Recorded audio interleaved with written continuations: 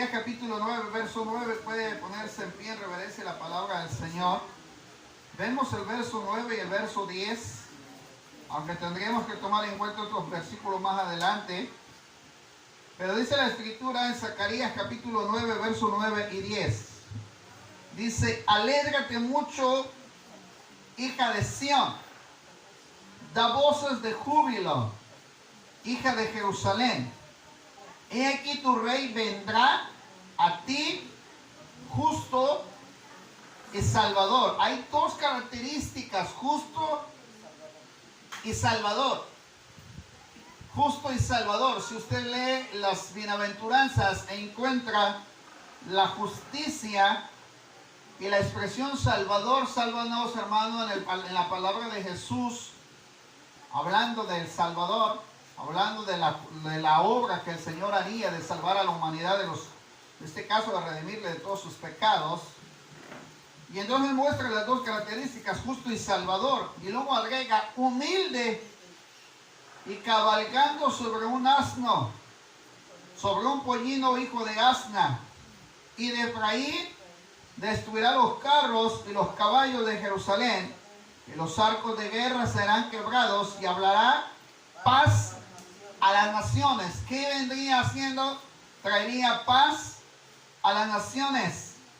Y su señorío, se da cuenta que la palabra señorío está en diminutivo, no está hablando de señorío o en una simple y sencilla palabra que tendría que quedar la S en mayúscula, está en diminutivo minúscula. Dice: señorío será de mar a mar, desde el río hasta los fines de la tierra. Pero a lo que yo quiero llegar es a la palabra pacto. Dice: y tú también, por la sangre de tu pacto, serás salva. No podría llegar la nación, ni el pueblo, ni los habitantes de Jerusalén a alcanzar la salvación si no había derramamiento de sangre. Por eso le pregunto, muchos hablan de la entrega triunfal. El triunfo de Cristo, mi hermano, no se encuentra ahí en la entrada, sino se encuentra al final. Amén. Mire lo que dice abajo. Y tú también, por la sangre de tu pacto serás salva. Yo he sacado tus presos de la cisterna en que no hay agua. Volveos a la fortaleza, oh prisioneros de esperanza. Hoy también os anuncio y os restauraré el doble, en dos sentidos. Uno, porque Él envió el mensaje de salvación para que todo aquel que le entre no se pierda, mas tenga vida eterna. Pero después de enviar el mensaje, trajo la muerte de Cristo. Yo te voy a restaurar doble. Uno, te mando primero el mensaje, si lo crees. Si no lo crees, entonces entra el sacrificio con derramamiento de sangre. Y ninguno de esos dos mensajes creyó. Tremendo, hermano. Oramos. Padre, te damos gracias. Te agradecemos, Padre, la bendición que nos conceda acercarnos a tu presencia hoy en este comienzo de esta semana, que para todos nosotros, Señor, como creyentes y cristianos, celebramos, Señor, en memoria de ti. La conmemoración, Señor, de la vida, la pasión y la muerte de nuestro Señor y Salvador Jesucristo, que va a resonar en todas las iglesias, Señor, en todos los continentes, en todo el mundo se oirá, Padre, el sacrificio, la vida, la pasión y la muerte y la resurrección de nuestro Señor y Salvador Jesucristo. Como dijo el apóstol Pablo, no hay otro nombre debajo de los cielos en que podamos ser salvos sino solamente en Jesucristo. Señor, pero para muchos será una conmemoración, para otros será un tiempo, Padre, de reflexión, para otros será, Señor, el recordatorio, para otros será el tiempo de reconciliación, para otros será, Señor, el anticipo para el previo juicio que vendrá. Señor, todos en el contorno y en la manera de pensar somos diferentes, Dios, pero también comprendemos que siempre envías tu palabra con un propósito. A nosotros nos las envíes de esta manera, a las demás, Señor, tú tendrás el propósito por el cual les hablas. Hoy agradezco una vez más, Señor, y te doy honra en el nombre de Jesús. Amén y amén. Puede tomar su lugar. Mire, este acontecimiento, algunos de los escritores, hermanos, tanto en los evangelios, podemos encontrar que le dan un título de la entrega triunfal. Pero Realmente esta parte, hermano, encierra grandes verdades porque a partir de este inicio, de este proceso, comienza la última semana, comienzan los últimos acontecimientos previos a la crucifixión de Jesús. Entonces, este acontecimiento, mi hermano, era el inicio, el parteaguas de inicio para lo que vendría siendo la muerte y la resurrección. Si este acontecimiento no pasa o no sucede, no se ven los acontecimientos previos, hermanos, a la muerte que vendría para Jesús.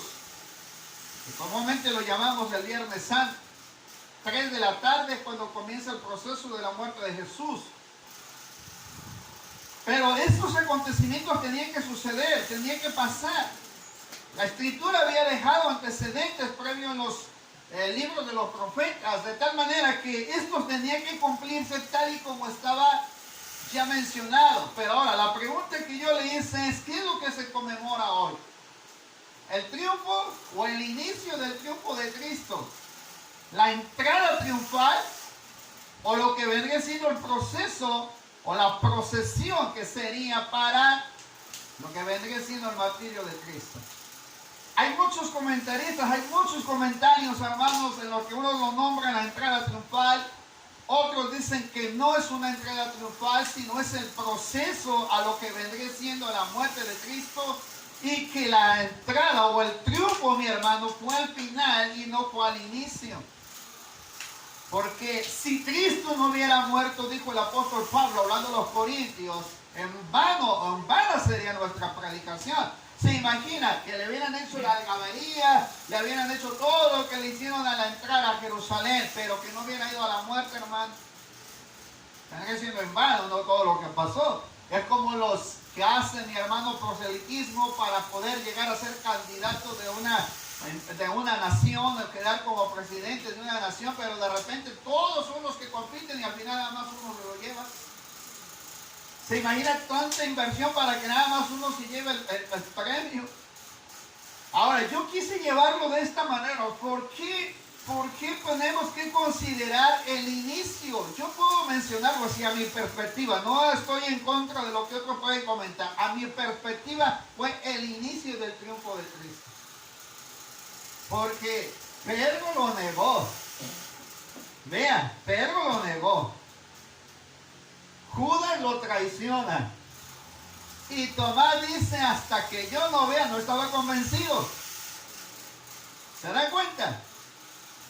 Porque los mismos que le están alabando y le están ensaltando a la entrada de Jerusalén, son los mismos que lo están después más adelante crucificando. Entonces, ¿en dónde radicaba el triunfo de Cristo? ¿Por qué el título de entrada triunfal? Sin antes saber que ningún emperador, ningún rey se le podía atribuir una victoria hasta no haber vencido a sus enemigos. Por eso le digo, yo no difiero contra todos los comentaristas, muchos estudiosos de la Biblia, muchos mi hermano conocedor y muchos que lleva años estudiando la Escritura, yo no difiero de sus comentarios. Pero sí he entendido algo, ningún emperador podía atribuirse un triunfo antes de no haber vencido a sus adversarios. ¿Se acuerda de David cuando regresó a la ciudad, mi hermano, cuando aquel hombre todavía era el rey Saúl, era el rey, y de repente le dicen, Saúl mató a sus miles y David a sus 10,000, pero él traía la espada de Goliat, y con qué presentó su triunfo, con la cabeza de Goliat. Y ensaltaron porque él había vencido a sus enemigos. Ahora, ¿dónde radica el triunfo, hermano? Cuando Cristo resucita al tercer día y le dice a la muerte, oh muerte, ¿dónde está tu victoria? Oh muerte, ¿dónde está tu aguijón? A ver, ¿dónde radica la victoria de Cristo, mi hermano? Cuando Él viene y confirma la resurrección y se levanta triunfante sobre sus enemigos. Ahí culmina el triunfo de Cristo. Pero ¿dónde inicia? ¿Cómo comienza? Oh, hermano, podríamos mencionar que el triunfo de Cristo comenzó desde el día que nació. Porque Satanás quiso matar a todos los niños de 2 años, ¿verdad? ¿Se acuerdan? hizo matar a todos los niños de 2 años y que fue preservado. Cuando le llevó el ángel la noticia a José, hey, llévatelo a Egipto porque Herodes pretende matar a los pequeños, y que presérvale el alma, presérvale la vida, y mire, se lo llevó. Desde ahí comienza la batalla entre el bien y el mal, desde la vida de Jesús cuando nace. Pero el triunfo glorioso, mi hermano, lo escuchará el día domingo de resurrección, el día que Cristo vence a la muerte y nos da testimonio de que Él es la vida eterna para todo aquel que le cree. Ahora, pero quiero reafirmar algunas cosas para que usted vaya viendo el proceso de lo que viene siendo la última semana. Y esta semana, mi hermano, es de suma importancia para los cristianos, porque de aquí define su fe. Esta semana para muchos es para evangelizar allá afuera, para testificarles, para hablarles de la muerte, de la vida y la pasión. Pero quiero decirles que hay muchos cristianos que todavía difieren en su fe. Aún cuando ya llevan años en el evangelio, todavía difieren en su fe. Si hay algo que esta semana nos tiene que ayudar a nosotros, es a tener la base, a establecer bases conscientes de nuestra fe en Cristo, hermano. Porque si no, sería en vana nuestra predicación. Sería vana nuestra predicación. Vamos a ver, hermano, claramente lo que el profeta declara en el libro de Zacarías. Una declaración profética, algo que se anticipa a un suceso. Lo primero que veo, mi hermano, es que había llegado el tiempo en el que el Señor se había exaltado en la última semana. Pero para eso, mi hermano, se tenía que hacer la declaración profética, lo que se anticipa, lo que se venía en este caso, por suceder, se establece con una declaración profética de parte del profeta Zacarías, capítulo 9, versículo 9. Mire, la Biblia dice: alégrate mucha hija de Sión, da voces de júbilo, hija de Jerusalén. He aquí tu rey vendrá a ti, justo y salvador, humilde, y cabalgando sobre un asno, sobre un pollino, hijo de asna. Establece, mi hermano, una declaración profética sobre el suceso de lo que vendría siendo, mi hermano, la entrada de Jesús a Jerusalén. Pero aquí el profeta habla de alegrarse, alégrate. Vamos al libro de Mateo, capítulo 21.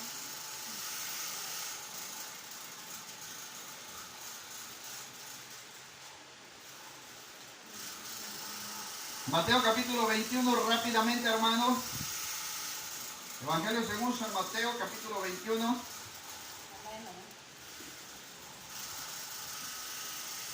¿Lo tiene? Mire lo que dice Mateo capítulo 21, verso 5.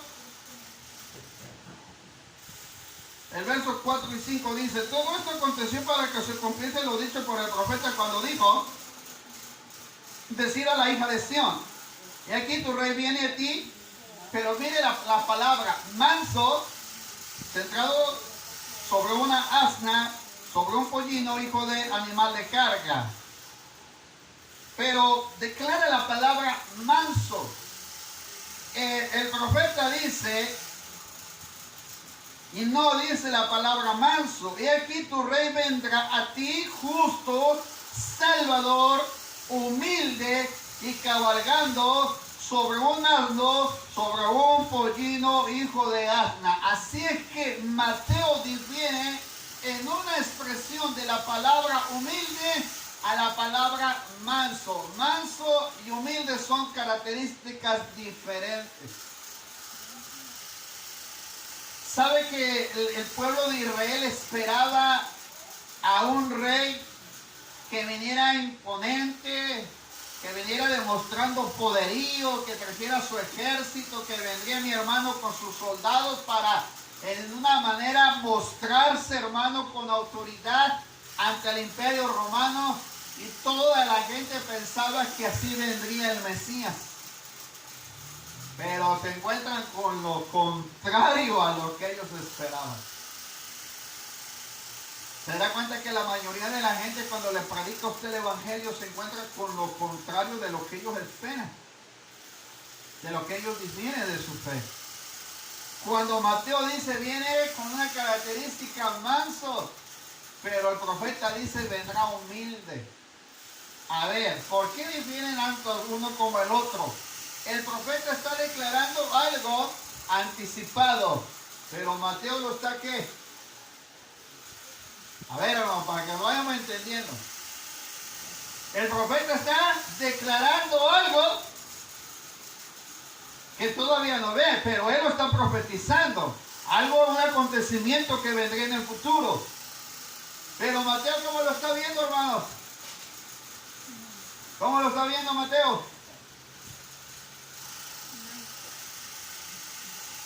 Mateo lo está observando. Mateo lo está viendo desde su perspectiva personal. Y él aclara la palabra manso, que más adelante lo va a encontrar usted cuando, como cordero, fue llevado al matadero, enmudeció su boca y no refirió palabra alguna. Amén. A veces nosotros no entendemos las características de un concepto como el otro. Zacarías dice, va a venir humilde. El pueblo lo quiere ver con poderío, lo quiere ver imponente, lo quiere ver como un verdadero rey que traiga la potestad y que haga morir a nuestros adversarios. Pero Zacarías dice, no, va a llegar humilde, va a llegar sencillo, va a mostrar una característica de humildad. Y cuando lo declara Mateo, lo declara con la característica manso.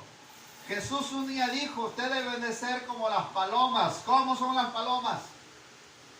Astutos como las serpientes, pero ¿cómo son las palomas? Mansitas, apacibles como las palomas. ¿Cuántas veces no se levantaron los fariseos en contra de Jesús y Jesús mantuvo la mansedumbre y la templanza en su carácter? Ahora, ¿qué es lo que nos enseña a nosotros la Escritura entonces, hermanos, sobre la entrada que Jesús tuvo en Jerusalén? Una de las características, hermanos, es que esta mención del profeta son muy distintas a las que consideraba el pueblo judío. Ellos estaban esperando al conquistador y que estableciera su reino, pero ¿se acuerda que Jesús que dijo? Mi reino no es de esta tierra, mi reino está ¿en dónde? En el reino de los cielos. ¿Por qué cree que entonces difiere mucho entre lo que pensaba el pueblo y lo que el Señor les quería enseñar? Y aquí el reino de los cielos se ha acercado. Hablaba del reino de los cielos, pero ellos no estaban entendiendo las características del propósito del imperio que Jesús quería establecer. No era un imperio, mi hermano, de guerra, no era un imperio, mi hermano, donde venía a subyugar a sus adversarios, sino que él traía paz por sobre todas las cosas. ¿Se acuerda el anuncio que dan los ángeles? Gloria a Dios en las alturas y en la tierra sea la paz. El propósito era establecer, el propósito de Jesús, el reino de los cielos era traer paz. Ellos querían, mi hermano, que se les quitara la aflicción del imperio romano. Mas el Señor muestra que Él venía para traerles paz. Y un día el Señor dijo, mi paz os dejo, mi paz os doy. No se las doy como el mundo lo da, sino como el Padre la da. Así es que la paz, mi hermano, que el Señor quería establecer al pueblo de Israel era para que ellos comprendieran que el propósito era traer la paz y la reconciliación entre el hombre y Dios y el hombre. Ese era el propósito, establecer la reconciliación entre Dios y el hombre y Dios. Ellos querían que se les quitara, mi hermano, todo lo que el imperio romano estaba haciendo contra ellos. Pero el Señor decía, no, yo vengo pero a liberarlos de sus cargas, muy distinto a lo que ellos querían. De tal manera que Jesús dijo en Mateo capítulo 11, verso 28, venid a mí todos los que estéis trabajados y cargados, que yo os haré descansar. Llevad mi yugo porque ligera es mi carga. El propósito era liberar al pueblo de todas sus cargas, de todo todas sus aflicciones, de todas sus enfermedades, de todas sus circunstancias, aunque físicamente se encontraban bajo un imperio, pero lo que él pretendía era establecer su reino sobre sus corazones. ¿Qué fue lo que hizo el Señor cuando fue a sacar al pueblo de Israel de Egipto? Les quitó el yugo de la esclavitud, ¿sí o no? Pues cuando Jesús vino a la tierra, vino a quitar el yugo, mi hermano, pero de la esclavitud, espiritualmente hablando, vino a quitarle todo lo que Satanás había procreado en la vida y en la mente humana, a tal grado que ellos no estaban atados en la cuestión física, sino espiritualmente. Por eso Juan el Bautista venía predicando el arrepentimiento. Amén. Ahora, el pueblo quería ver un rey, pero no lo quería ver así. El pueblo lo quería ver de otra manera.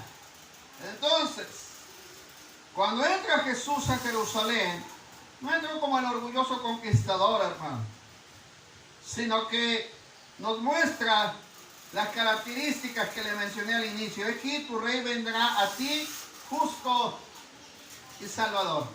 Dos características, justo y salvador. Ahora, ¿cómo es el reino de los cielos, hermano? Con justicia. El reino que el Señor establecerá en la tierra después de la segunda venida de Cristo va a ser en justicia, hermano. Y la Biblia agrega la palabra equidad. Ese es el reino que va a establecer el Señor. Justicia y equidad. Pero para que esto suceda, necesitamos, mi hermano, reconocer nosotros el reino de los cielos. Amén. ¿Cuál es el reino que nos fue a preparar el Señor? Voy pues a preparar un lugar para que donde yo esté, vosotros también estéis. Para la iglesia tenemos un reino, mi hermano, y es el reino ¿qué? Celestial. Para el pueblo de Israel será cuando venga, mi hermano, a establecer su tabernáculo en la tierra, y dice la Escritura que ellos serán su pueblo y Él será su Dios. Así es que, hermano, hay una diferencia entre el pueblo de Israel y nosotros. Nosotros tenemos una mansión celestial, el reino celestial. Y pronto en la segunda venida vendremos con el Señor como reyes y sacerdotes. Y aquí vamos a venir, mi hermano, a ponerle la justicia de Dios al pueblo de Israel y a todos aquellos que alcancen la salvación eterna, hermanos. Así es que el propósito del Señor era mostrarles la justicia y su salvación. Y era lo que quería mostrarles, la justicia y la salvación. Por eso cuando Él menciona, en la Biblia menciona, mi hermano, las leyes de las bienaventuranzas o las famosas bienaventuranzas, había un contraste entre lo que ellos pensaban y lo que Jesús quería. Perdonar a los deudores, amén, amar a los enemigos, amar a los que los aborrecen. Ese era el propósito del Señor, cambiar el concepto de lo que ellos tenían para establecer su reino. Ahora, esto es lo que tenemos que aprender esta semana. ¿Qué es lo que el Señor ha establecido en nuestros corazones, hermano? ¿Ya ha perdonado a sus deudores? ¿Ama a sus enemigos? ¿Ama a los que los aborrecen? Amén. Se da cuenta, ahorita vamos a llegar a la entrada, a la entrada de Jerusalén. Bendito el que viene en el nombre del Señor, Hosana en las alturas, pero todavía en sus corazones no se había establecido el reino de Dios en sus vidas.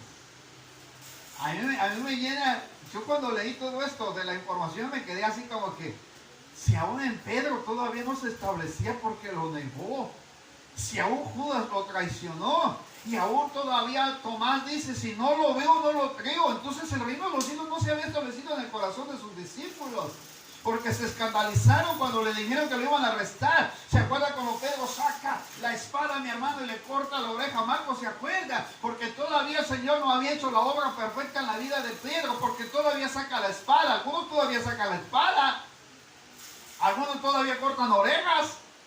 Amén. Algunos todavía le dicen al Señor hasta no ver, no creer. Algunos todavía lo niegan. Esto significa que entonces la importancia de la entrada triunfal era ver qué se había establecido, cómo se estaba estableciendo el reino de los cielos. Mire, esta es la importancia de la entrada triunfal, cómo se estaba estableciendo el reino de los cielos en la vida de los que estaban creyendo o siguiéndolo a él.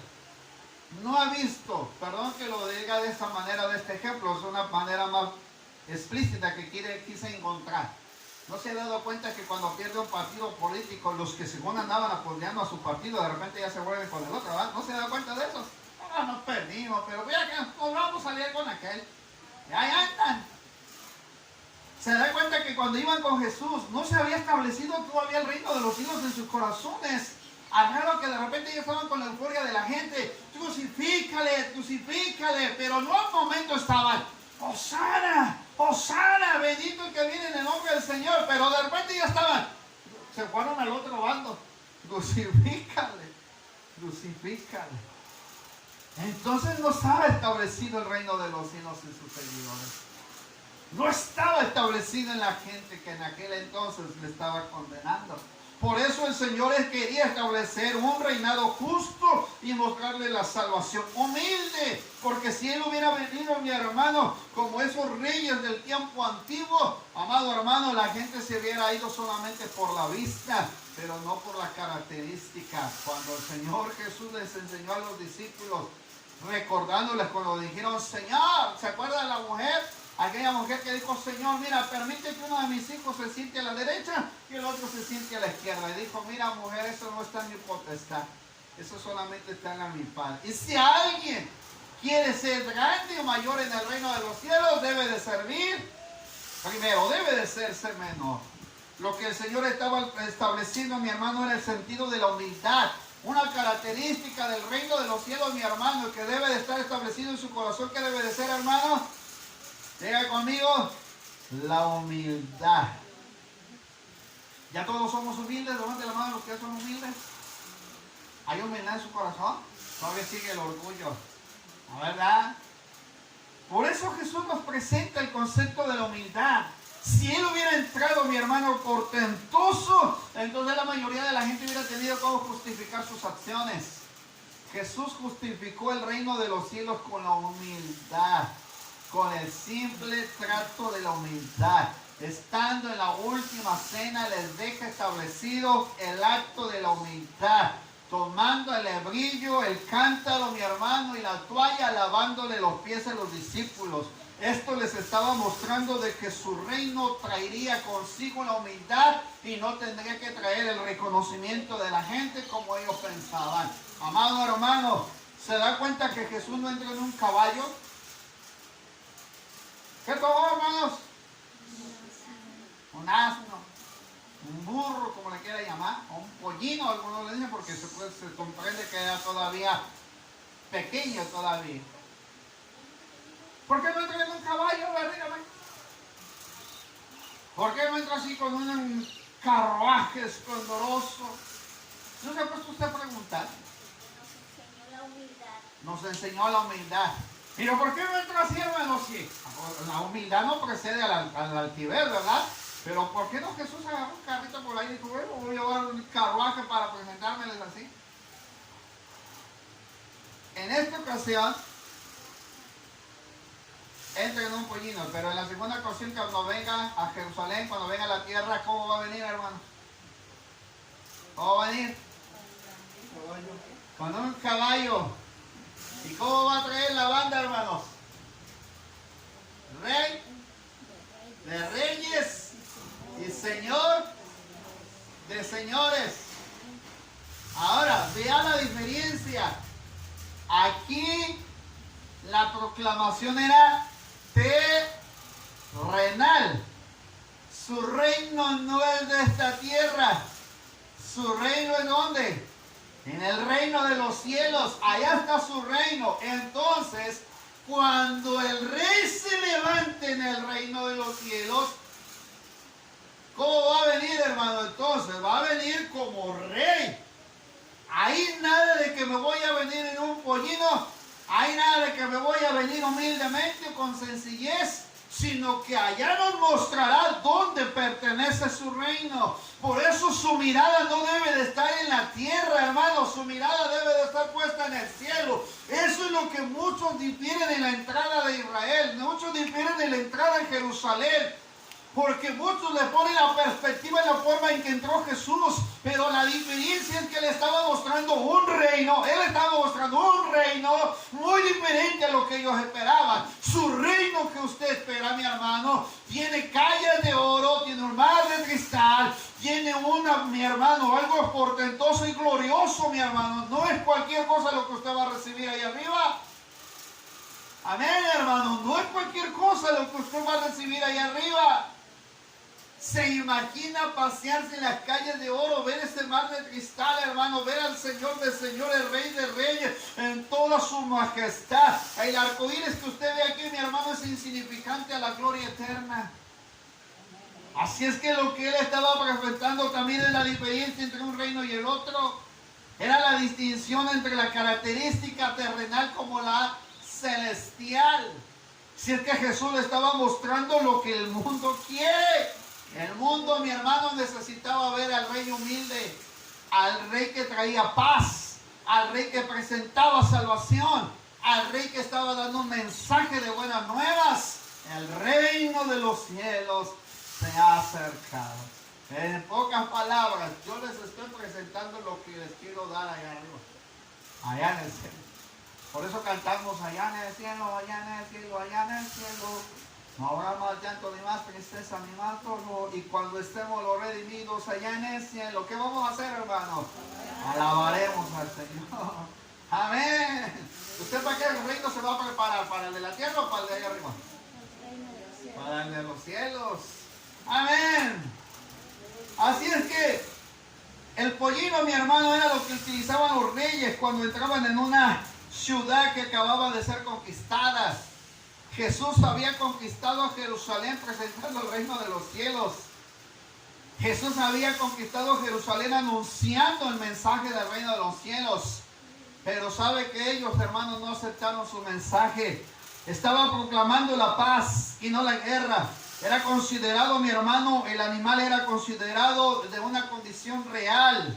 Así es que los reyes, y todavía me acuerdo cuando David proclamó rey a Salomón, cuando le dijo que tomaran su mula o su asna y lo subieran y lo montaran ahí, sobre ella, y lo llevaran, mi hermano, ahí a pasear delante de toda la multitud para ser visto como proclamado como rey. A Jesús no lo proclamaron así como rey, hermano, porque Jesús no llevaba una corona sobre su cabeza cuando entró a Jerusalén montado en un pollino.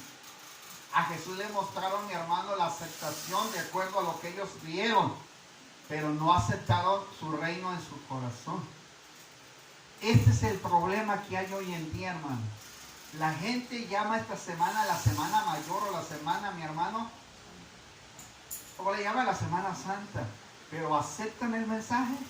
¿Aceptan la verdad? ¿Aceptan cómo debe de ser? ¿Verdad que no? En Tampico, en el día viernes se nombra la famosa El Playazo. Hacen un evento desde la mañana hasta el anochecer, hermano. Hay vicio, hay baile, como si fuera una discoteca libre, al aire libre.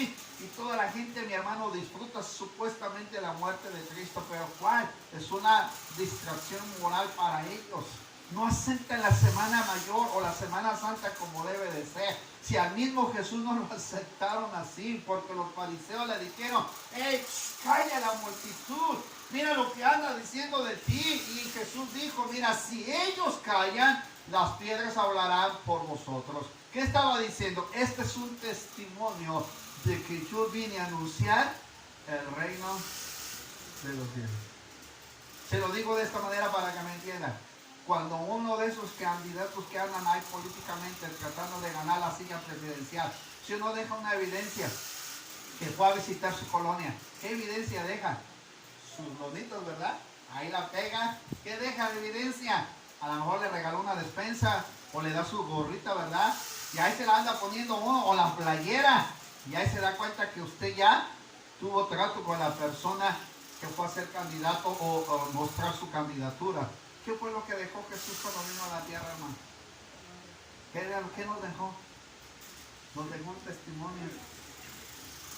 Él vino al mundo, pisó la tierra santa, como se le llama a Israel. Él pisó palmo a palmo, sus pies cruzaron por las calles polvorientas de Jerusalén y de cada una de las ciudades en las cuales estuvo, vino a dejar testimonio. Y Juan el Bautista, Juan el discípulo amado, dan testimonio de esto. Así es que, hermano, hay un testimonio de que Jesús vino a la tierra. Hay un testimonio de que Jesús estableció el hecho de dar a conocer el reino de los cielos. Y eso es lo que usted debe de tener firmemente en su corazón. ¿Cuál es el propósito de dar esta enseñanza? El que usted tenga una firme convicción en tres cosas importantes. Primero, que lo que el Señor vino a establecer, mi hermano, es justicia y vino a establecer salvación.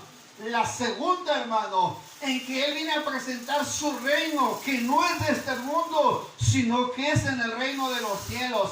Y la tercera cosa importante, que vino a dejar un testimonio para que todo aquel que en Él crea no se pierda, mas tenga una vida eterna. El comienzo de la victoria de Cristo comenzó, mi hermano, desde que Él nace. El comienzo de la victoria triunfal de Cristo, mi hermano, fue desde que Él pudo vencer a Satanás en el desierto, en la tentación.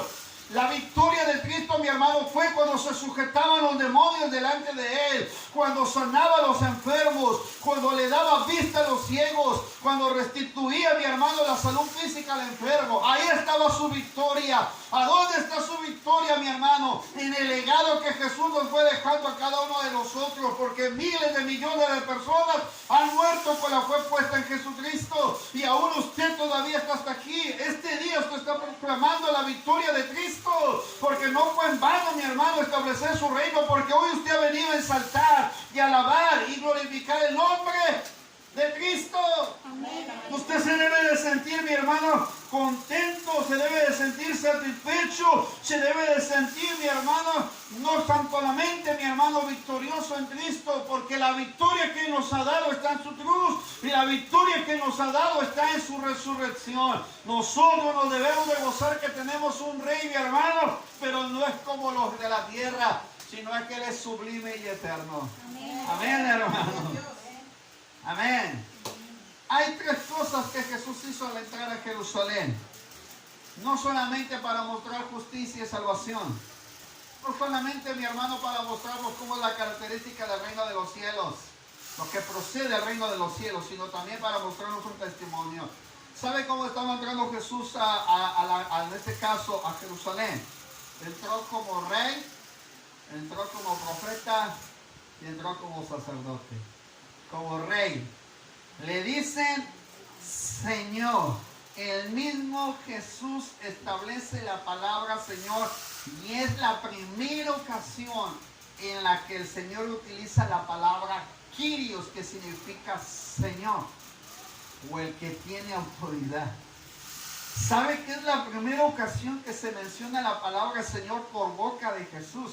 Primero salió por boca de los demás, pero en esta ocasión es la primera que Él por su propia boca se menciona Señor. Por su propia boca. Ve y dile, si alguien os dijere algo, decid, el Señor los necesita y luego los enviará cuando manda a pedir el pollino. Es la primera vez que por boca de Jesús sale la palabra Señor. Nadie puede decirle Señor, Señor, si no es por el Espíritu Santo. Ahora, para terminar, ¿por qué Jesús se atribuye la palabra Señor? Toda potestad me ha sido dada en el cielo como en la tierra. Pero es que por boca de Beelzebú echan fuera los demonios. Y dijo Jesús, mire, para que usted comprenda el reino de los cielos, un reino dividido no prevalece. ¿Cómo puedo yo por Satanás echar fuera a los demonios? ¿Cómo puede ser que Satanás mismo reprenda a sus propios demonios? Esto sí estaría dividido. Pero Jesús dijo, mas yo por el Espíritu echo fuera los demonios. La autoridad que se me ha dado como Rey y Señor no es de parte de ustedes, porque el Hijo nada hace, sino porque el Padre se lo concede. Y el Padre hace las cosas terrenales porque le ha dado autoridad sobre el Hijo. Así es que la potestad o la autoridad que se me ha dado como Señor ha sido de parte de mi Padre. El título puesto en la cruz del Calvario decía: este es Jesús de Nazaret, el Rey de los judíos. Así es que, mi hermano, ¿quién le puso el título? Aquel que reconoció que Jesús era el Rey de los judíos.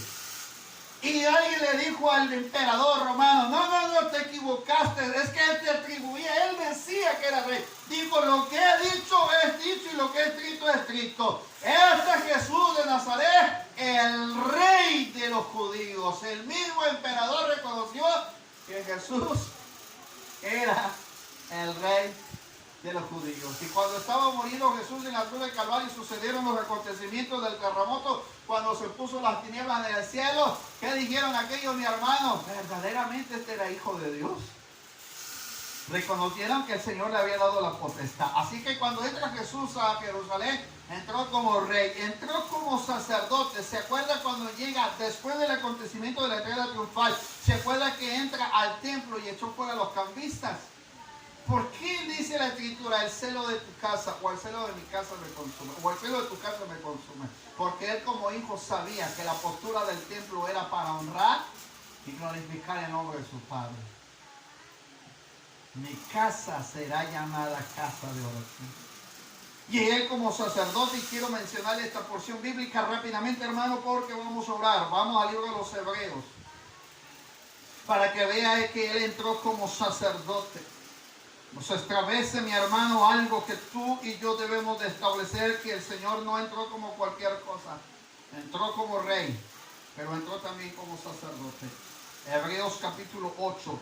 La Biblia nos dice claramente, mi hermano, y esto es lo que quiero que quede bien afirmado en su mente y en su corazón: que no predicamos a un Cristo cualquiera, sino que tenemos un Rey de reyes y Señor de señores, que Él es el que nos redime de nuestros pecados como fiel sacerdote. Ahora bien, capítulo 8, verso 1 al 13, rápidamente lo leemos, hermano.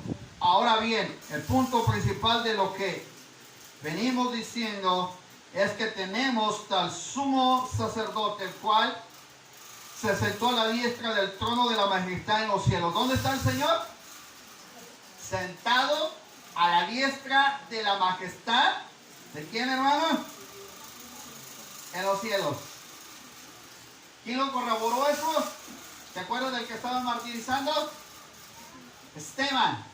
Veo al Hijo de Dios sentado a la diestra del Padre. A ver, ¿dónde está el trono del Señor en el cielo? ¿A dónde está su reino? En el cielo.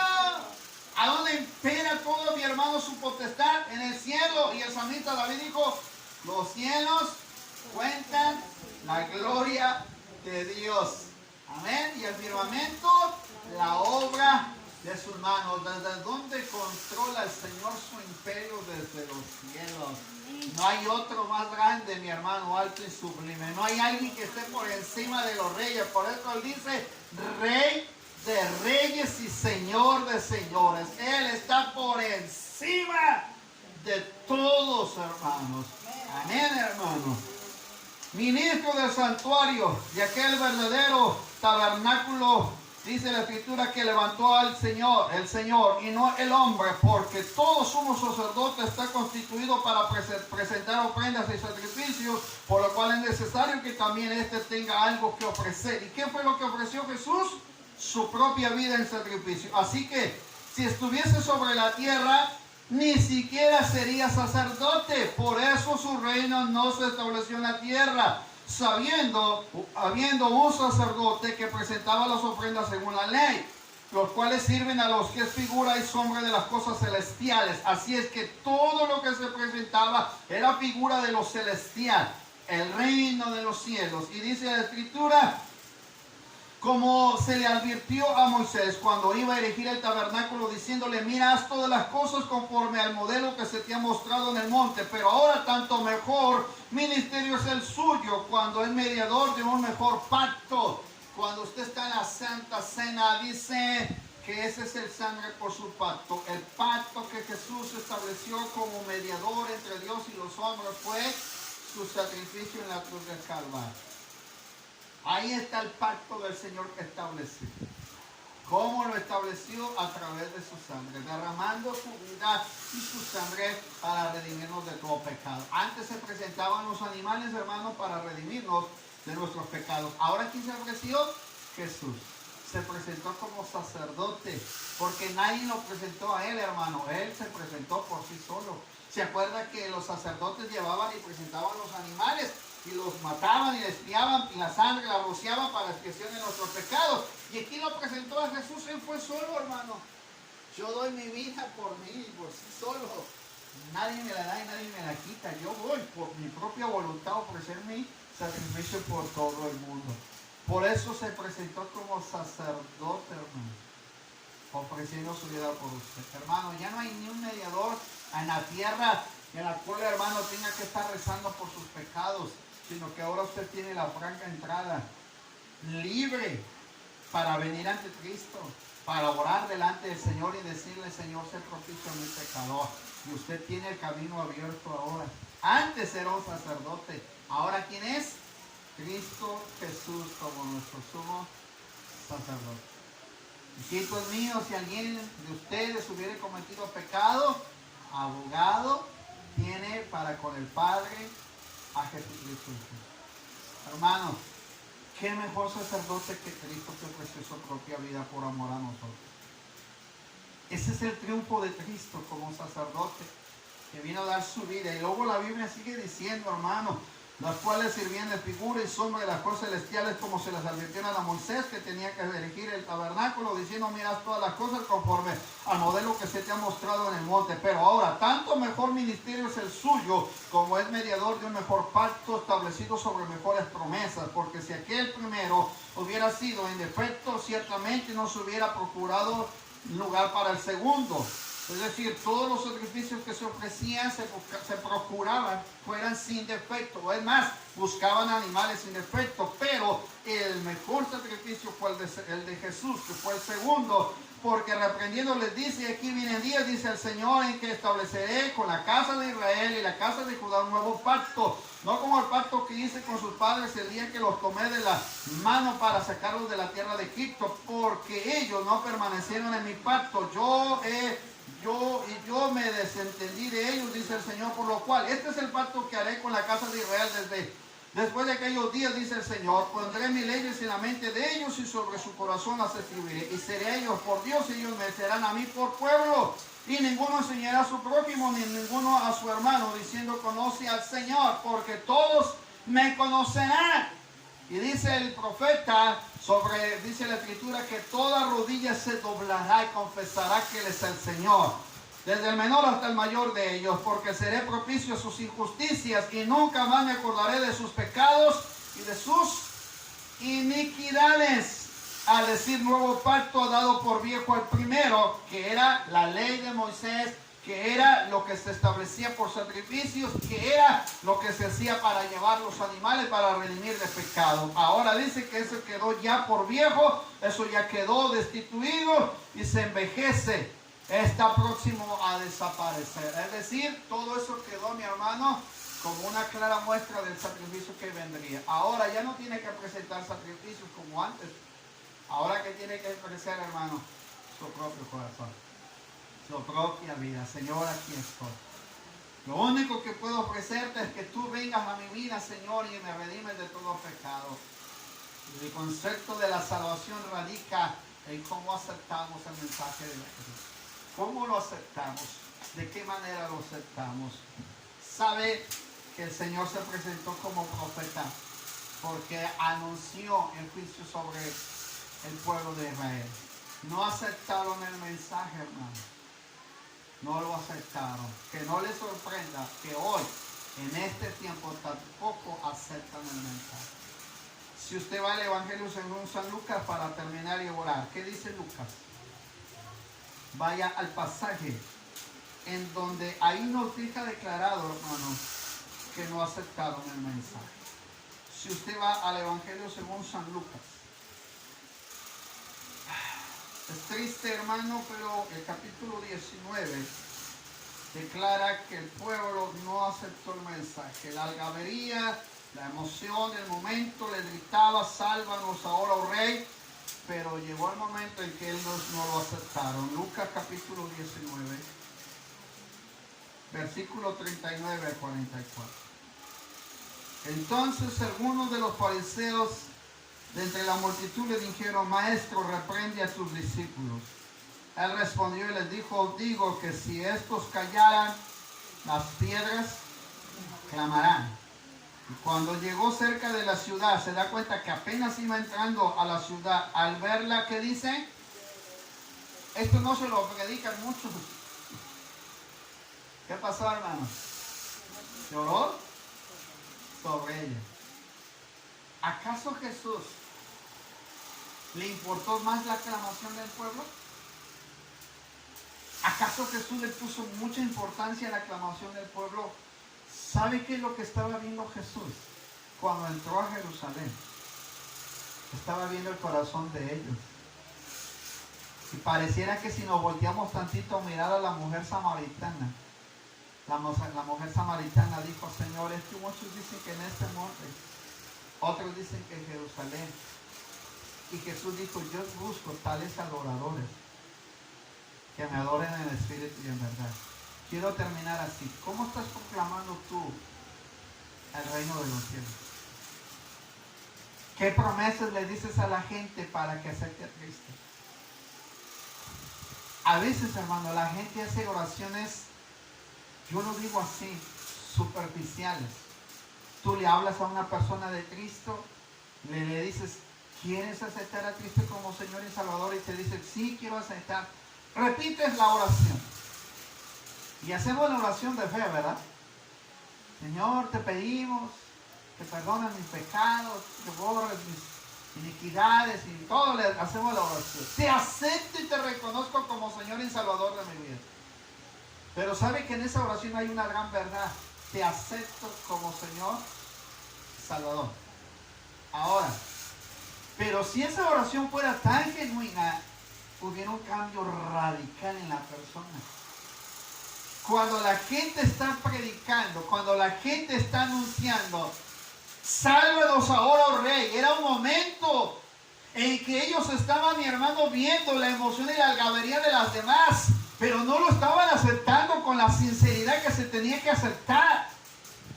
Por eso cuando el Señor llega a la ciudad, llora, porque se da cuenta que no lo están aceptando como en realidad lo debían de aceptar. Porque ¿qué era lo que estaban dejando? Estaban dejando sus mantos, estaban dejando y cortaban las palmas de las palmeras, mi hermano, y las ponían para que Jesús pasara. Pero era un hecho, mi hermano, exterior.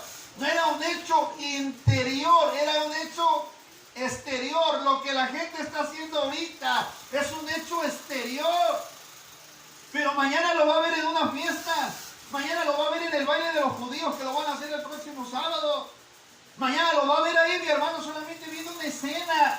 Crucifícale, viendo cómo era la procesión, porque así se le llama, nada más van a ver la procesión. Pero realmente Cristo no vive en sus corazones. Lo que el Señor quería es que ellos abrieran su corazón, que ellos realmente entregaran su vida delante de Él, que no nomás era de proclamarlo rey, porque eso es lo que pasa con muchos de los que les invitamos a aceptar a Cristo. Nada más lo hacemos, mi hermano, exterior, pero no interior. Lo que Cristo quiere es que esta semana volvamos a recapacitar y reflexionar si verdaderamente Cristo es el Kyrios en nuestra vida, si en realidad es el Señor que tiene autoridad sobre nosotros, si realmente Él, mi hermano, ha establecido su reino en nosotros. O si nada más, mi hermano, somos simpatizantes de su reino. ¿Y de qué manera lo estamos proclamando? ¿Qué proclamaba la gente? ¿Y qué es lo que proclamamos nosotros? Vamos a ver mucha gente, muchas iglesias haciendo campañas evangelísticas, pero están proclamando. Una cosa es proclamar, pero otra cosa es vivir Lo que usted ve aquí es una proclamación, pero no es una evidencia de que realmente había establecido su reino. ¿Cómo ve usted que alguien evidencia lo que vive? Los que apoyan al presidente de ahorita, que usted les dice tantito algo en contra del presidente, que hace, nos ha dado esto, nos ha dado lo otro, y mire que ha cambiado, y mire que esto. Y usted ve que en realidad acepta lo que hace. Yo me he topado con personas que les digo tantito del abuelito Obrador, y miren, se levantan así como capa y espada encima. Pero es que usted no ha recibido esto, usted no ha recibido el otro. Yo digo, pues sí, tiene razón. Y ahí me doy cuenta que en ellos han establecido un resultado. ¿Se imagina un creyente que con evidencia propia ha establecido el reino de los cielos en su corazón? José de Arimatea, Nicodemo, Juan el discípulo amado, María la madre de Jesús, las mujeres que fueron a ungir el cuerpo de Cristo en el sepulcro. ¿Quieren que les hable de alguien más? A mí me llama la atención a esos testigos que no lo queremos mencionar y que nada más mencionamos a Pedro, a Tomás, a Juanito. Pero Nicodemo renunció a su cultura, a su propicia de su naturaleza judía, a saber, hermano, que evidenció el ir a pedir el cuerpo de Jesús. Y José de Arimatea, adinerado que tenía un sepulcro, que dijo, necesitamos el cuerpo de Jesús. Sus discípulos no se atrevieron a hacer eso, pero hubo dos que vieron que el reino de los cielos se había establecido en su corazón. María, la madre de Jesús, aceptó el sacrificio de su hijo, porque a ella no le importó, mi hermano, todas las condiciones, y ella estuvo en pie, vio morir a su hijo y evidenció que él era su hijo. Y Jesús le dijo, no lloréis vosotras, mujeres de Jerusalén, porque él sabía el juicio que venía para Jerusalén. Llorad por vosotras mismas, porque sabía lo que vendría. En el año 70 después de Cristo vino una destrucción al pueblo de Israel, al pueblo de Jerusalén, que fue destruido, y el templo de Herodes fue destruido en esa ocasión por un famoso general llamado Tito, que trajo la destrucción al imperio romano, hermano. Ese fue el juicio por no aceptar el mensaje de salvación. ¿Se imagina qué vergonzoso sería que Cristo se hubiera querido establecer en Jerusalén como rey, pero que lamentablemente nadie nos quería aceptar? Por eso Él nos vuelve a preguntar esta mañana, ¿cómo está establecido el reino de los cielos en tu vida y en tu corazón? ¿Cómo lo estás proclamando? La gente decía las palabras que ellos escucharon por propia voz, y nos ponemos de pie. Bendito el Rey que viene en el nombre del Señor. Sí, por boca, por voz propia, estaban estableciendo a Jesús como Rey y como Señor por sobre todas las cosas. Y luego dice, paz en el cielo y gloria en las alturas.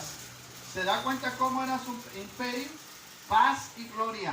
¿En dónde? En las alturas. Y abajo declara todavía. Entonces algunos de los fariseos de entre la multitud le dijeron, maestro, reprende a los discípulos, mira, cállalos. Pero él dijo que las piedras, si ellos dejaban de hacerlo, las piedras clamarían.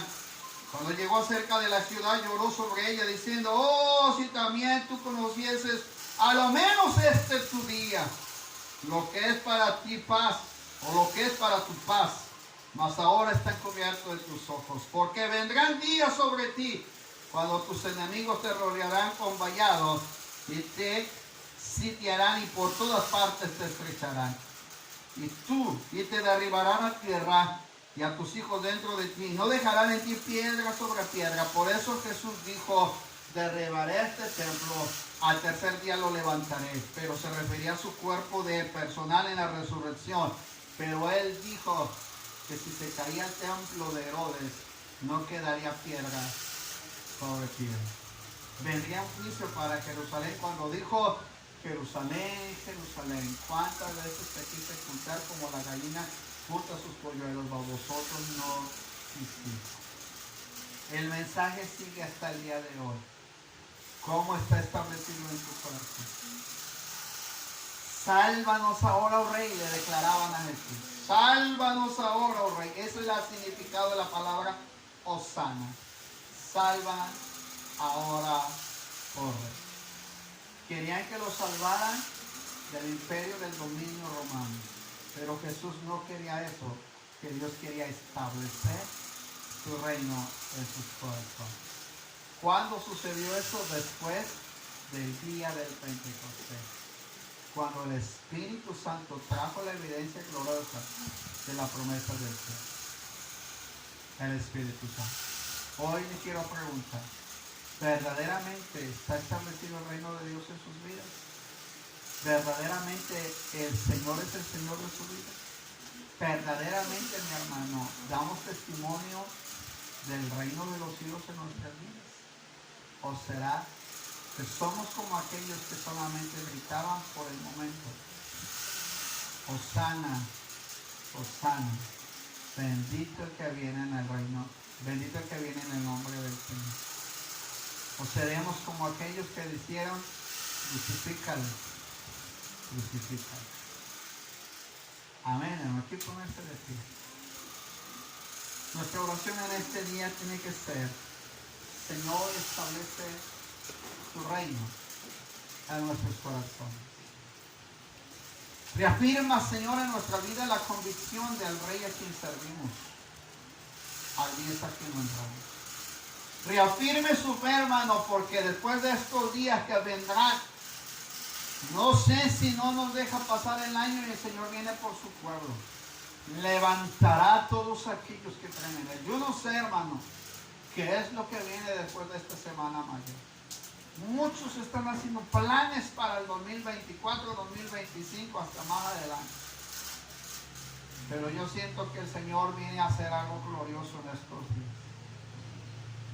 No sé cómo vendrá la situación, hermano, pero cuando Jesús lloró sobre Jerusalén fue un lloro de dolor y de tristeza. Juan declara que la gente que iba a saber quiénes eran los que habían dado testimonio de la resurrección de Lázaro.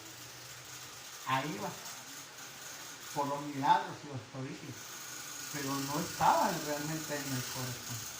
¿Qué es lo que Dios quiere, hermano? Que verdaderamente Él se haya establecido en tu corazón. Que verdaderamente sea tu Señor y tu Salvador. Levante sus manos ahí donde está, o con su corazón sincero quiero que usted le diga al Señor: establece tu reino en mi corazón. Señor, yo te ruego